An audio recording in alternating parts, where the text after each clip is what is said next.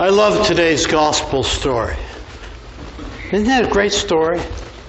The idea that Jesus takes his troops up this hill. There are no mountains in Israel. Come on, guys.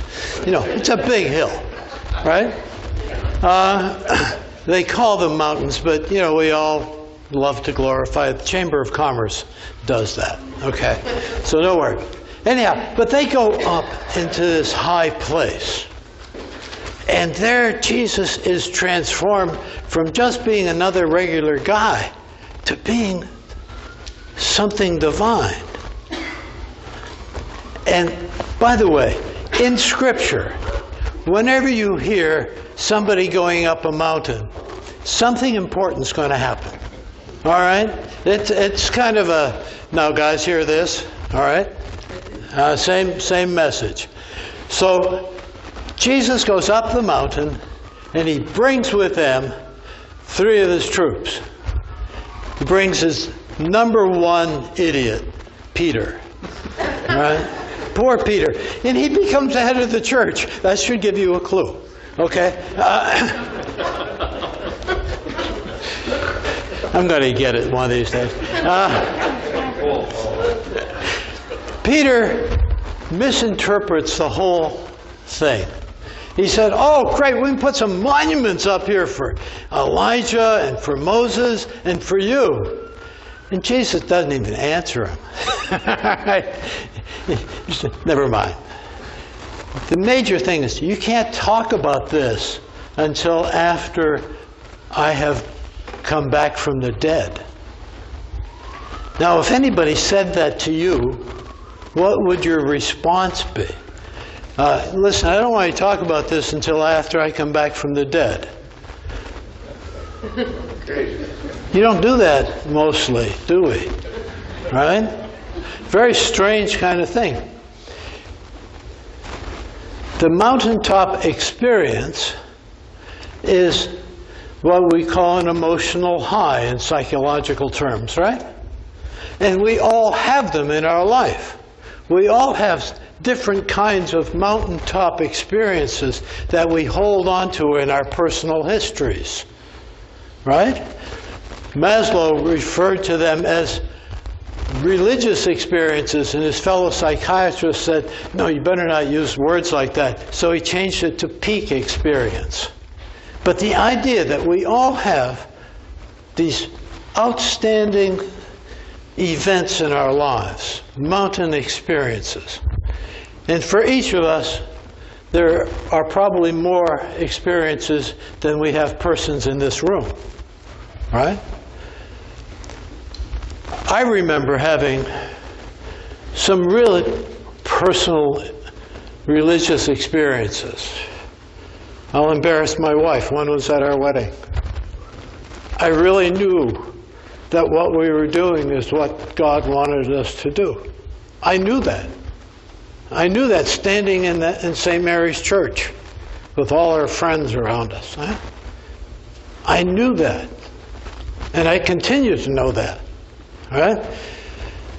That kind of personal experience we encapsulate, and it helps us to get through some dark times. Yeah? That helps us get through the dark times. Joe Campbell, who most of you probably have heard of, wrote books on mythology. He spent his whole academic career at Sarah Lawrence University, and he wrote many books on mythology.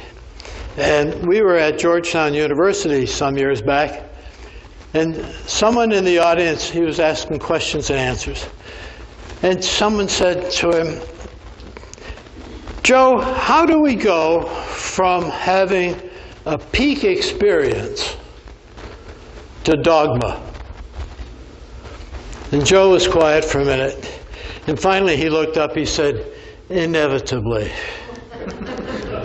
Yeah, we are thoughtful people, so we try to make sense out of these peak experiences, yeah? And we do that out of our own very limited experience. And that's called dogma later in the church, right? It's a way of trying to hold on to the peak experience. Yeah? That's what it is. But it doesn't always hit the mark, as we know. Don't get too confused about the 40 days and 40 nights, because if you read your scripture, you'll find that in Genesis, how many days and nights did it rain? 40 days and 40 nights. Moses went up in the mountain to get the 10 Commandments. How long was he up there? 40 days and 40 nights. All right? Jesus is baptized and is immediately sent out into the desert to be tempted by Satan. And he was there for 40 days and 40 nights. Okay? How long is Lent? 40 days and 40 nights. I think we're in a rut. By the by, Sundays are not part of Lent. There are Sundays in Lent. Sunday is always Easter. That's why we're here. Because Sunday is always the peak event celebrated at what we call Easter. So if you get out your calendars and count the days from Ash Wednesday to Easter, you'll come up with 46 or 47, I can't remember. But that's because Sundays are not part of Lent. So if you're going to give up asparagus or something like that for Lent, I don't know why you would do that, but you can have your asparagus on Sunday, okay? That might help you. Please, by the way, instead of giving up for Lent, would you consider taking on something? Add to your life. Don't subtract from your life. Life's short enough, okay? Don't subtract from your life. Add to your life. And you might find that the Lenten time can be a time of growth and development and insightfulness. I just made that word up. But I like the idea of insightfulness, because that's what happened to Peter and John and James. They had a new sighting. Yeah? Had a new sighting. I have a wonderful friend who, her major activity is shopping. Right? She wears gold slippers and she has a gold credit card. And her idea of a fun time is to hit the shopping places, right? And she once said to me, she said, when you're at sea, what do you look at? I mean, she goes shopping and she looks at all the things for sale, right? And that's fun. I mean, she says, when you're at sea, what do you look at? And I never thought about what I looked at. And I looked at everything. I saw things sometimes before my crew did, mostly because I'd been at sea a little bit longer than most of my crew. But I could see things other people can't see. For instance, I'll give you one from today. Coming in the sacristy door, there's a little palm tree. And the palm tree is going through a growth period right now. And if you look at the edges of the trunk, you'll see it's a purple band. And that's the sign of growth on a little palm tree. I never saw that before, right? But something made me notice that today, right? Keeping your eyes open is exactly what the prayer and the end of our Eucharist talks about when we ask God to let us see His hand at work in the world about us, right? How do we see the hand of God at work in the world without looking? Yeah? So maybe this Lent be a visionary Lent. Yeah?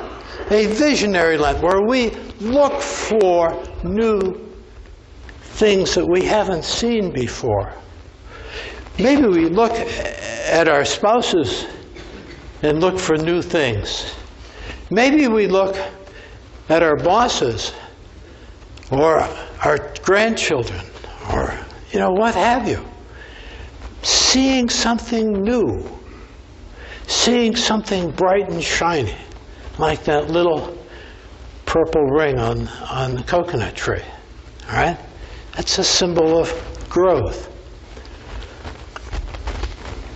Today's story of the transfiguration of Jesus from a regular guy to God's special person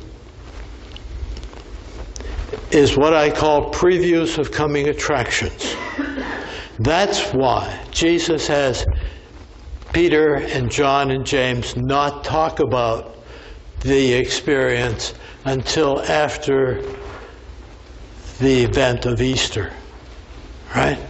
Because it didn't make sense until after the event, right? So each of us, in our own way, have to learn to seek out those peak experiences and to hold them. Now, as a college chaplain, I found myself attending many youthful seminars, where you get a bunch of kids together, college kids or younger, and you have a week together. I'm glad that's over.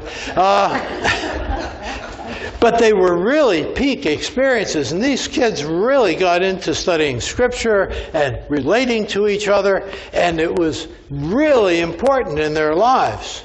These were peak experiences. And you know what happens, don't you? They go home and get depressed. Because what happened? I had this wonderful, loving community around me, and all of a sudden I go home and I'm back at St. Swithin's by the cesspool, and it's not very exciting, And what happened to God? How do I find God? He was so available during this wonderful mountain experience that we had at camp, right?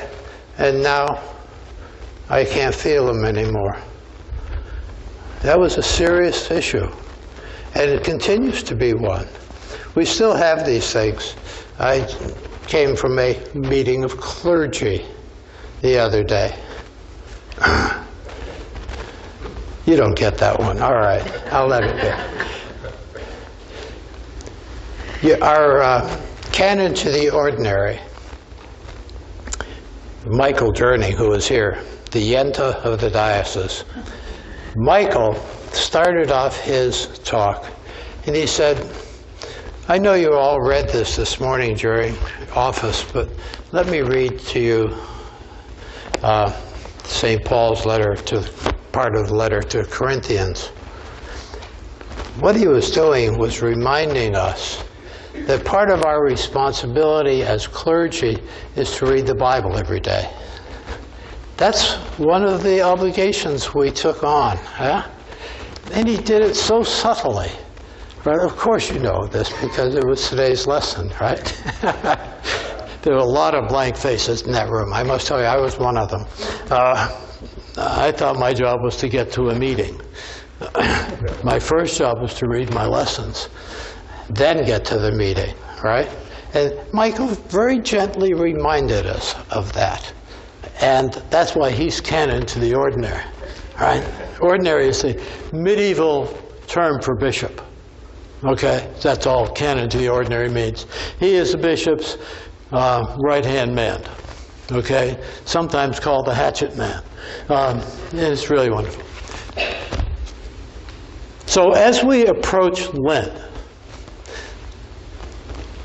my hope for you is that you will use it as a growth experience, that you will use it to see God at work in your own life, and to hold dearly onto that experience. Where has God in your life met? How do you recall and remember and hold fast to that wonderful mountaintop experience? We all have had them. We are all going to have more, because that's part of the Christian promise. Now, there's one thing that's really important, and it's the end of today's lesson. When Peter, James, and John realize what they have just witnessed, their response is to be afraid. Huh? And Jesus says, don't be afraid. Jesus says the same things after, the same words, right after the resurrection. And the disciples are all huddled in a locked room. They're really afraid they're next, right? And Jesus shows up and he says, don't be afraid, right? Don't be afraid of your feelings, of your emotions, because they are all part of God's gifts to you. Yeah? And really important in terms of having a religious life. Yeah? Far beyond anything we can imagine or hope for. That's part of the mountaintop experience, and I hope it becomes a part of your experience. Yeah? And do not be afraid to seek it out. Do not be afraid, because God is in that peak mountaintop experience. Amen.